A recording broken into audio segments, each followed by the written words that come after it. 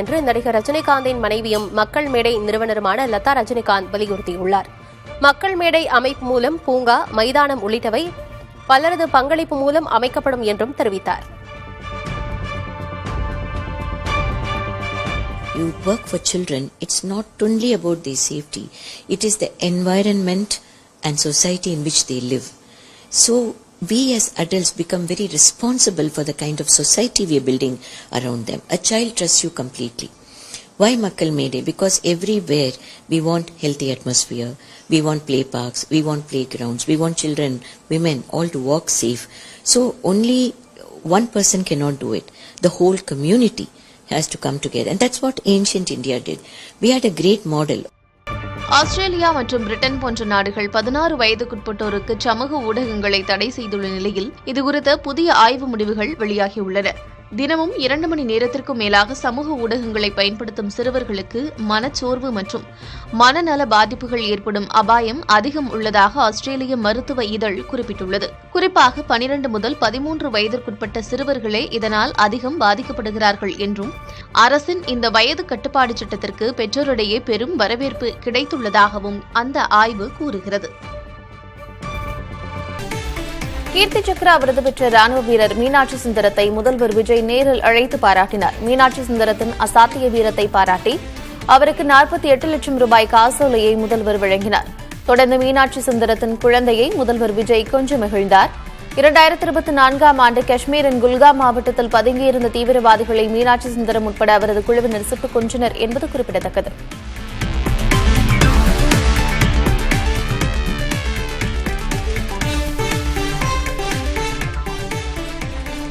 முதல்வர் விஜயுடன் இருக்கும் ஒரு நபர் சினிமாவில் வாய்ப்பு வாங்கி தருவதாக கூறி பல பெண்களின் வாழ்க்கையை அழித்துள்ளதாக நடிகர் சத்யராஜின் மகள் திவ்யா குற்றம் சாட்டியுள்ளார். சென்னையில் நடைபெற்ற திமுக நிகழ்ச்சியில் பங்கேற்று பேசிய அவர், பெண்களை அவதூறாக விமர்சிக்க சமூக வலைதள மாஃபியாவை அந்த நபர் உருவாக்கியுள்ளதாகவும் குற்றம் சாட்டியுள்ளார்.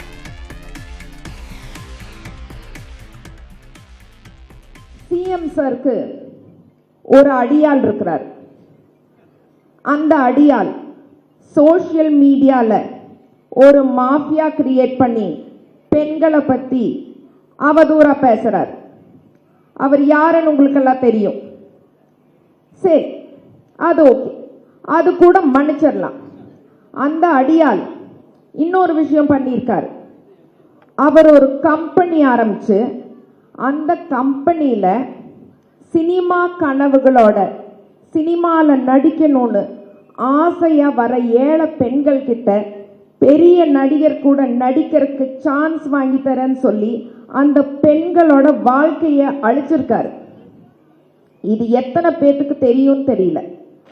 நான் இப்படி பேசிட்டு போனதுக்கு அப்புறம் உங்க அடியாள் நாளைக்கு அவரோட சோஷியல் மீடியா மாஃபியாவை வச்சு என்னை ரொம்ப கேவலமா பேசுவாரு. அவர் என்னை என்ன வேணாம் பண்ணலாம்.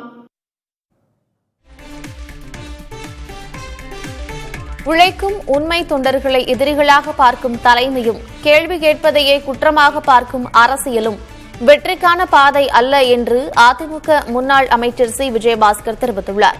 அவர் வெளியிட்டுள்ள எக்ஸ் பதிவில், எத்தனை பேரை ஒன்றிணைத்தோம், எத்தனை களங்களை வென்றெடுத்தோம் என்பதைத்தான் வரலாறு நினைவில் வைத்திருக்கும் என்றும், எத்தனை பேரை கட்சியை விட்டு நீக்கினோம் என்பதை அல்ல என்றும் பதிவிட்டுள்ளார்.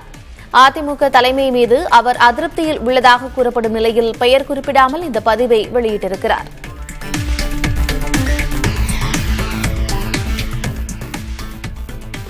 அதிமுக சட்டமன்ற உறுப்பினர்கள் 4 பேர் தாமாக முன்வந்துதான் ராஜினாமா செய்துள்ளனர் என்று சென்னை உயர்நீதிமன்றத்தில் தமிழக அரசு தரப்பில் தெரிவிக்கப்பட்டுள்ளது. தகுதி நீக்க நடவடிக்கை நிலுவையில் இருந்தபோது அதிமுக எம்எல்ஏக்களின் ராஜினாமாவை சபாநாயகர் ஏற்றதை எதிர்த்து தொடரப்பட்ட வழக்கு தலைமை நீதிபதி அமர்வில் விசாரணைக்கு வந்தது. அப்போது சட்டமன்ற விதிகளுக்கு உட்பட்டும் இயற்கை நீதிப்படியும் சபாநாயகர் உரிய நடவடிக்கை எடுப்பார் என்று அரசு தலைமை வழக்கறிஞர் விஜய் நாராயண் விளக்கமளித்தார். இதனையடுத்து அந்த விசாரணை வரும் 17ஆம் தேதிக்கு ஒத்திவைக்கப்பட்டது. தேர்தலில் வாக்கு கேட்பதற்கான டூலாக குழந்தைகளை பயன்படுத்திய முதல்வர் விஜய் அவர்களது பாதுகாப்பில் கோட்டை விடுவதாக எதிர்க்கட்சித் தலைவர் உதயநிதி ஸ்டாலின் தெரிவித்துள்ளார். கும்மிடிப்பூண்டி அருகே 3 வயது பெண் குழந்தை பாலியல் வன்கொடுமை செய்யப்பட்டு புதரில் வீசப்பட்டு உயிரிழந்ததை அறிந்து அதிர்ச்சியடைந்ததாக தெரிவித்துள்ளார். சேலம், ஆலந்தூர், சிவகங்கை பாலியல் வன்கொடுமைகளை பட்டியலிட்டிருக்கும் அவர் சட்டம் ஒழுங்கு வெண்டிலேட்டரில் வைக்கும் அளவிற்கு செத்துக் கொண்டிருப்பதாக விமர்சித்துள்ளார். அடுத்த கட்சி ஆட்களை விலைக்கு வாங்கும் நேரத்தில் கொஞ்சமாவது சட்டம் ஒழுங்கை பாதுகாக்க முதல்வர் விஜய் அக்கறை காட்ட வேண்டும் என்றும் வலியுறுத்தியுள்ளார். இனியும் இதுபோன்ற குற்றச்சம்பவங்கள் தொடர்ந்தால் மக்களை திரட்டி வீதியில் இறங்கி போராடவும் திமுக தயங்காது என்றும் உதயநிதி ஸ்டாலின் எச்சரிக்கை விடுத்துள்ளார். தாவேக அரசின் 6 மாத ட்ரையல் பீரியட் முடியும் வரை எத்தனை பெண்கள் மற்றும் சிறுமிகள் உயிரை இழக்க வேண்டும் என்று முன்னாள் முதல்வர் எடப்பாடி கே பழனிசாமி ஆதங்கம் தெரிவித்துள்ளார். கும்மிடிப்பூண்டி அருகே 3 வயது குழந்தை கூட்டு பாலியல் வன்கொடுமை செய்து கொலை செய்யப்பட்ட செய்தி அதிர்ச்சி அளிப்பதாக அவர் கண்டனம் தெரிவித்துள்ளார். எங்கே போனது சிங்கப்பெண் அதிரடிப்படை என கேள்வி எழுப்பியுள்ள அவர், இனி எல்லாம் மாறிவிடும் என்று முதல்வர் விஜய் டயலாக் பேசியதாகவும், இதுதான் அந்த மாற்றமா என்றும் வினவியுள்ளார். பால்மனம் மாறாத 3.5 வயது குழந்தையை 4 மனித மிருகங்கள் வன்கொடுமை செய்த கொடூரத்தை நினைத்து பார்க்கவே நெஞ்சம் பதறுவதாக பாமக தலைவர் அன்புமணி கடும் கண்டனம் தெரிவித்துள்ளார். கடந்த ஆண்டு அதே பகுதியில் 4ஆம் வகுப்பு சிறுமியை அஸ்ஸாம் மாநிலத்தைச் சேர்ந்தவர் பாலியல் வன்கொடுமை செய்து இரட்டை ஆயுள் தண்டனை பெற்றதை அவர் சுட்டிக்காட்டியுள்ளார். அப்போதே போதைப்பொருள் நடமாட்டத்தை ஒழித்து பெண்கள் குழந்தைகளின் பாதுகாப்பை மேம்படுத்தி இருக்க வேண்டும் என்றும், அதை செய்ய தவறியதன் விளைவுதான் 3.5 வயது குழந்தைக்கு இழைக்கப்பட்ட கொடுமை என்றும் அன்புமணி வேதனை தெரிவித்துள்ளார். தொடர்பு கொள்ள தனியாக உதவி எண் கூட இல்லாத ஒரு சிறப்பு படையை தாவேக அரசு உருவாக்கியிருப்பதாக திமுக எம்பி கனிமொழி விமர்சித்துள்ளார். கும்மிடிப்பூண்டியில் 3 வயது குழந்தை பாலியல் கொலை, தூத்துக்குடி தேவாலயத்தில் 12 வயது சிறுமிக்கு பாலியல் தொல்லை, பூந்தமல்லி அருகே 7 வயது சிறுமிக்கு பாலியல் வன்கொடுமைக்கு எதிராக அடுத்தடுத்து கண்டன பதிவுகளை கனிமொழி வெளியிட்டுள்ளார். குழந்தைகளுக்கும் பெண்களுக்கும் எங்கும் பாதுகாப்பில்லாத சூழல் உருவாகியிருப்பதாக தெரிவித்துள்ள அவர், உதவி எண் கூட இல்லாத, எந்த ஒரு சிறப்பு அதிகாரமும் இல்லாத சிறப்பு படை இருந்து என்ன பயன் என்று வினவியுள்ளார். ஏற்கனவே வழங்கப்பட்டுள்ள மகளிர் பாதுகாப்புக்கான 181 என்ற எண்ணையும், பலகாலமாக உள்ள 1098 என்ற குழந்தைகள் உதவி எண்ணையும் பயன்படுத்துவதற்கு மக்கள் வரிப்பணத்தில் எதற்காக தனியாக ஒரு சிறப்பு படை என்றும் கனிமொழி கேள்வி எழுப்பியுள்ளார்.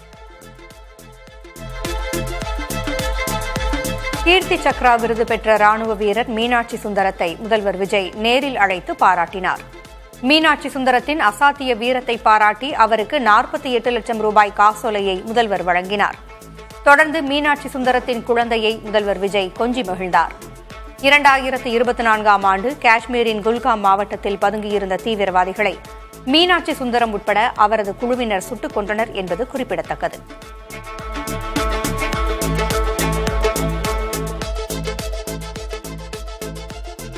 அதிமுக சட்டமன்ற உறுப்பினர்கள் 4 பேர் தாமாக முன்வந்துதான் ராஜினாமா செய்துள்ளனர் என்று சென்னை உயர்நீதிமன்றத்தில் தமிழக அரசு தரப்பில் தெரிவிக்கப்பட்டுள்ளது.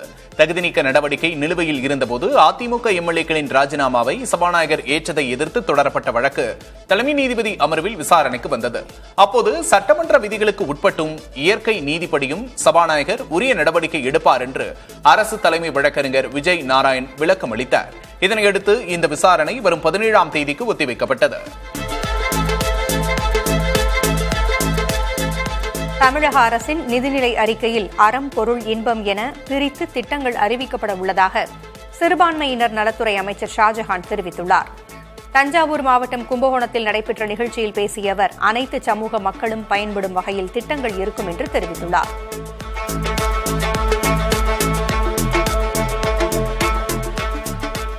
உழைக்கும் உண்மை தொண்டர்களை எதிரிகளாக பார்க்கும் தலைமையும், கேள்வி கேட்பதையே குற்றமாக பார்க்கும் அரசியலும் வெற்றிக்கான பாதை அல்ல என்று அதிமுக முன்னாள் அமைச்சர் சி. விஜயபாஸ்கர் தெரிவித்துள்ளார்.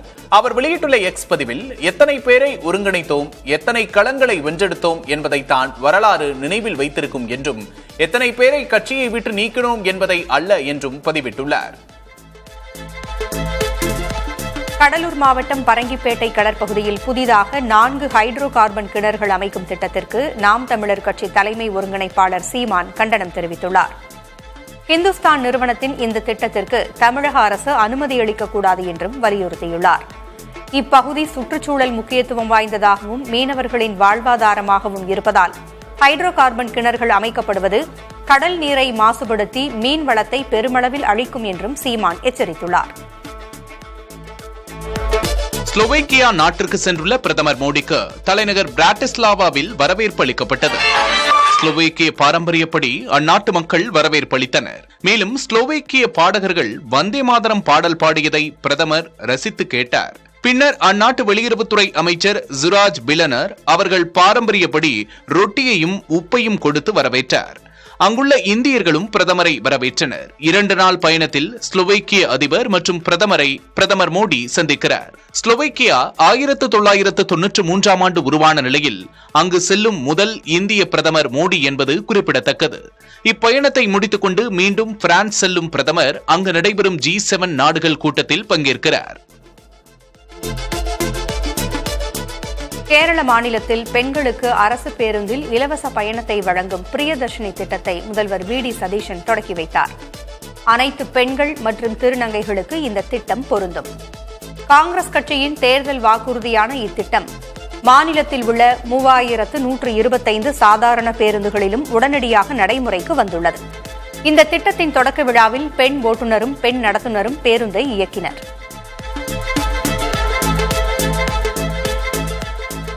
திரிணாமுல் காங்கிரஸ் அதிருப்தி எம்பிக்களின் கட்சித் தாவல் நடவடிக்கை முற்றிலும் கேலிக்கூத்து என்று அக்கட்சி கடுமையாக விமர்சித்துள்ளது.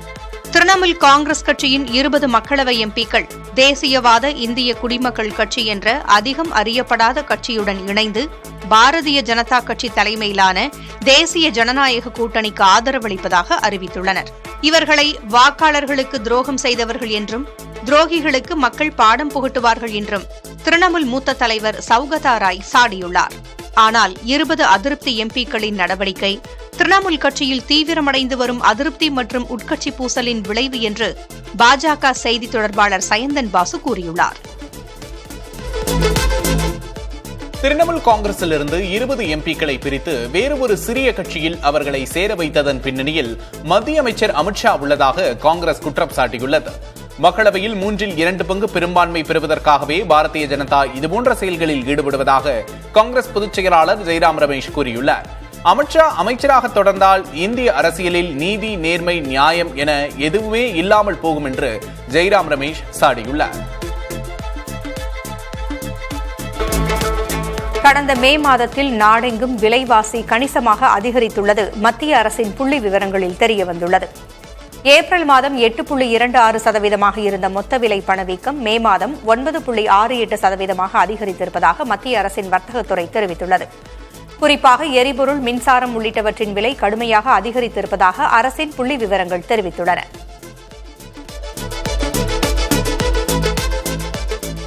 ஓமன் நாட்டில் உயிரிழந்த மாலுமியின் மனைவிக்கு அரசு வேலை வழங்க வேண்டும் என்று திமுக முன்னாள் அமைச்சர் கீதா ஜீவன் வலியுறுத்தியுள்ளார்.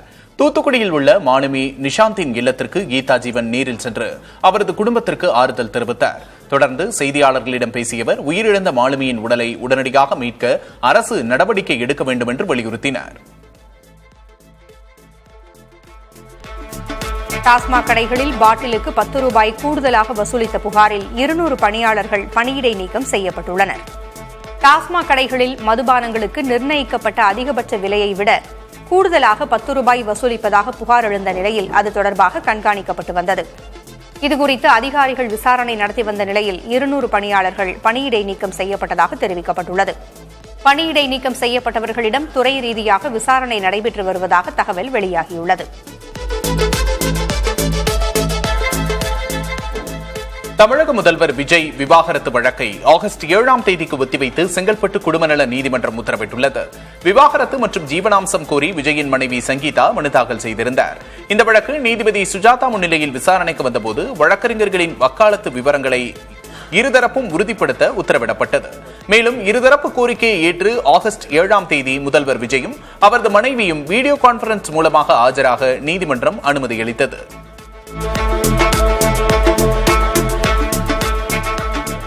கடந்த நிதியாண்டில் தமிழகம் வழியாக 23 புதிய ரயில்கள் அறிமுகம் செய்யப்பட்டிருப்பதாக தெற்கு ரயில்வே தெரிவித்துள்ளது.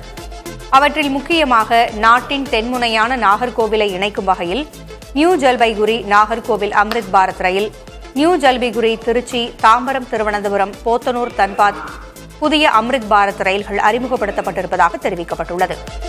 அதேபோல் உள்கட்டமைப்பு மற்றும் சிக்னல் வசதிகள் மேம்படுத்தப்பட்டதால் 80க்கும் மேற்பட்ட ரயில்களின் வேகம் அதிகரிக்கப்பட்டு பயண நேரம் குறைக்கப்பட்டிருப்பதாகவும் தெற்கு ரயில்வே தெரிவித்துள்ளது.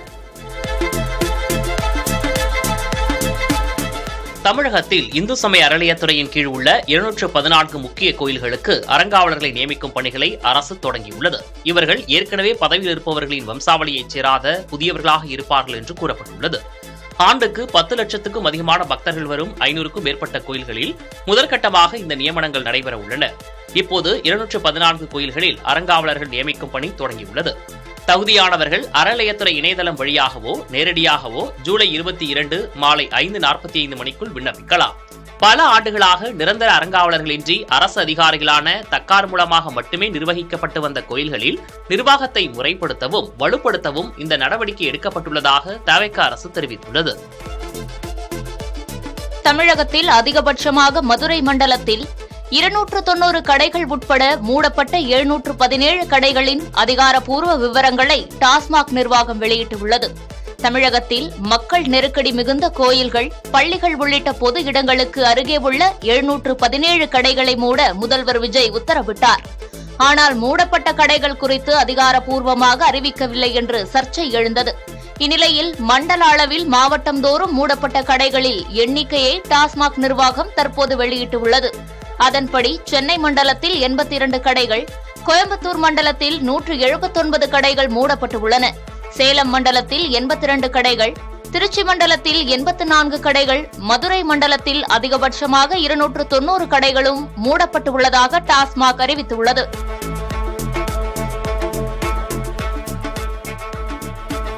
கோடைக்கால மின் நுகர்வும் மின்தடையும் கடந்த ஆண்டை போலவே இந்த ஆண்டும் உள்ள நிலையில் அரசியலுக்காக அதிக மின்தடைகள் ஏற்படுவதாக கூறப்படுகிறது என்று CITU தொழிற்சங்கம் தெரிவித்துள்ளது.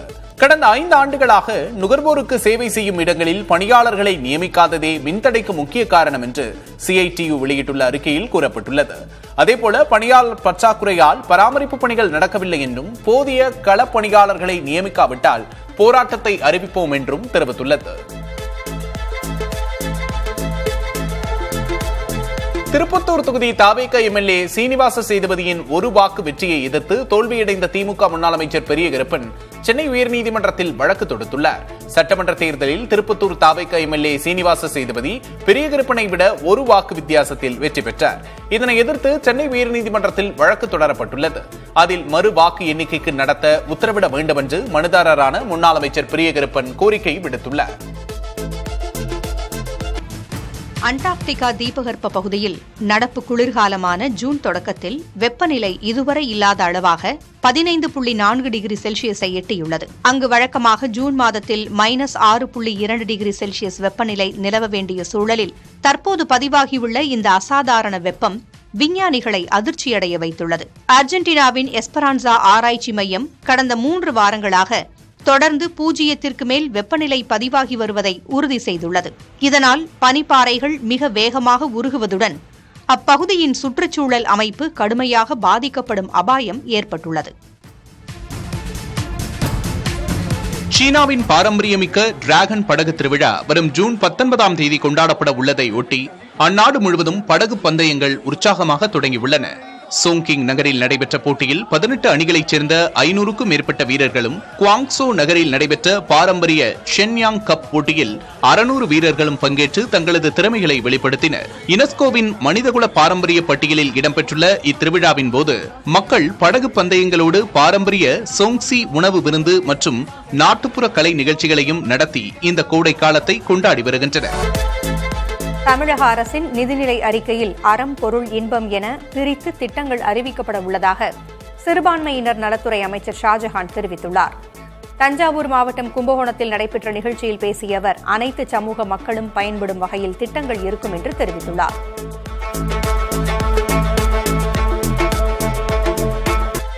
அயோத்தி ராமர் கோவிலில் பக்தர்கள் நன்கொடை திருடப்பட்டதாக எழுந்துள்ள புகார்களுக்கு மத்தியில் அங்கு பணிபுரியும் ஊழியர்கள் 2 மிக அதிக மதிப்பு கொண்ட சொத்துக்களை வாங்கியதற்காக விசாரணை காவலில் வைக்கப்பட்டுள்ளனர்.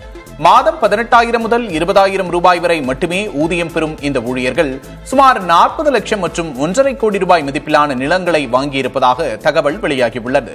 இதில் கோவில் ஊழியர் ஒருவரின் இல்லத்திலிருந்து சுமார் 10 லட்சம் ரூபாய் ரொக்கப்பணம் பறிமுதல் செய்யப்பட்டுள்ளதாக கூறப்படுவது பெரும் பரபரப்பை ஏற்படுத்தியுள்ளது.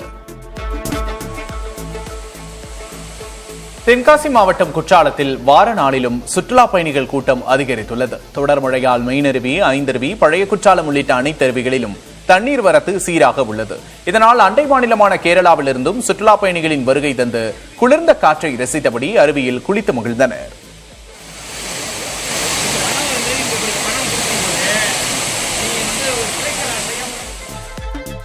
கோவை தேக்கம்பட்டியில் கோயில் யானைகளுக்கான புத்துணர்வு நலவாழ்வு முகாமை மீண்டும் நடத்த தாவேக அரசு திட்டமிட்டுள்ளது. அதிமுக ஆட்சி காலத்தில் நடத்தப்பட்டு பின்னர் நிறுத்தப்பட்ட இந்த 48 நாள் முகாமை நடப்பு ஆண்டில் மீண்டும் தொடங்க முன்னேற்பாடுகள் தீவிரமாக நடைபெற்று வருகின்றன. இதையொட்டி யானைகள் தங்கும் இடம், நடைபயிற்சி பாதை மற்றும் பாதுகாப்பு வசதிகள் குறித்து இந்து சமய அறநிலையத்துறை அதிகாரிகள் ஆய்வு மேற்கொண்டனர்.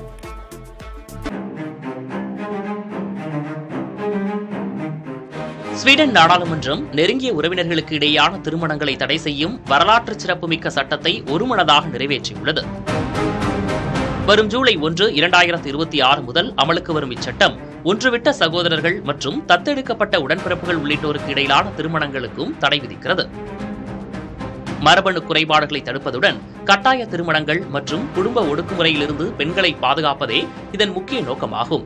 வெளிநாடுகளில் இத்தகைய திருமணங்கள் நடந்திருந்தாலும் ஸ்வீடன் அதை அங்கீகரிக்காது என அந்நாட்டு நீதித்துறை அமைச்சர் தெரிவித்துள்ளார்.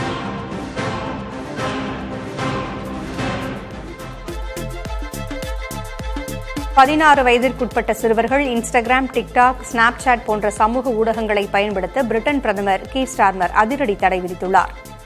ஆன்லைன் கேமிங் மற்றும் லைவ் ஸ்ட்ரீமிங் தளங்களுக்கும் புதிய கட்டுப்பாடுகள் விதிக்கப்பட உள்ளன. இதற்கு பிரிட்டன் மக்களிடையே பலத்த வரவேற்பு கிடைத்துள்ளது. ஏற்கனவே ஆஸ்திரேலியா, இந்தோனேசியா, மலேசியா போன்ற நாடுகள் இந்த தடையை விதித்திருக்கும் நிலையில் தற்போது பிரிட்டனும் இந்த வரிசையில் இணைந்திருப்பது குறிப்பிடத்தக்கது. வீடுகளில் சாதாரணமாக செய்யக்கூடிய காய்கறி வெட்டுதல், காஃபி போடுதல், துணிமடித்தல் போன்ற பணிகளையும் இனி இயந்திர மனிதர்கள் செய்ய வாய்ப்பிருப்பதாக தெரிகிறது. இதற்கான AI இயந்திர மனிதர்களை உருவாக்க முன்னோட்டமாக அப்பணிகள் வீடியோ எடுக்கப்பட்டு அதன் நுணுக்கங்கள் AI முறையில் இயந்திர மனிதர்களுக்குள் புகுத்தப்பட உள்ளன. இதன் ஒரு பகுதியாக சென்னை, கரூர், பெங்களூரு போன்ற பகுதிகளில் உள்ள இல்லத்தரசிகள் வழக்கமான வீட்டு வேலை செய்யும் போது கேமரா அணிந்து செய்ய அறிவுறுத்தப்படுகிறது. இதற்காக மணிக்கு 250 ரூபாய் பணமும் வழங்கப்படுகிறது. இதன் மூலம் கிடைக்கும் தரவுகள் இயந்திர மனிதர்களுக்குள் புகுத்தப்பட உள்ளன.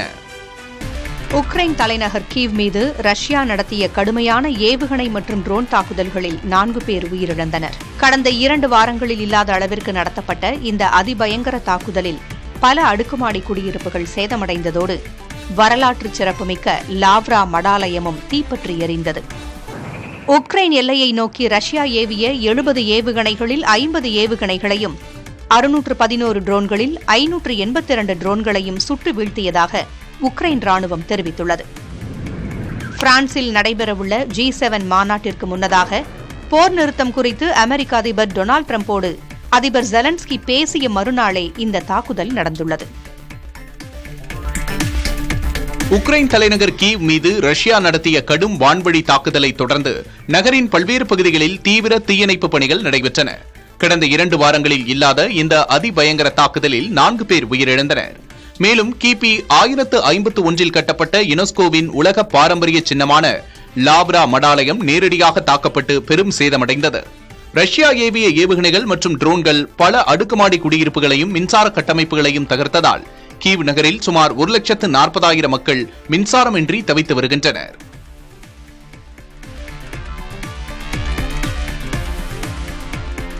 பிரேசில் நாட்டில் ரியோ டி ஜெனிரோ நகரில் ஞாயிற்றுக்கிழமை காலை 2 ஹெலிகாப்டர்கள் நடுவானில் மோதிக்கொண்டு விபத்திற்குள்ளாகின. இதில் பிரபல அமெரிக்க பாடகர் ஆலிவர் ட்ரீ உட்பட ஹெலிகாப்டர்களில் பயணித்த 6 பேரும் சம்பவ இடத்திலேயே உயிரிழந்தனர். மோதிய வேகத்தில் ஒரு ஹெலிகாப்டர் மின்சார வாகனங்கள் விற்கும் வணிக வளாகத்தின் வாகன நிறுத்தத்தில் விழுந்து வெடித்தது. அங்கிருந்த லித்தியம் பேட்டரி கார்கள் தீப்பற்றியதால் தீயை அணைப்பதில் சவால் ஏற்பட்டது. விபத்திற்கான காரணம் குறித்து அதிகாரிகள் தீவிர விசாரணை நடத்தி வருகின்றனர்.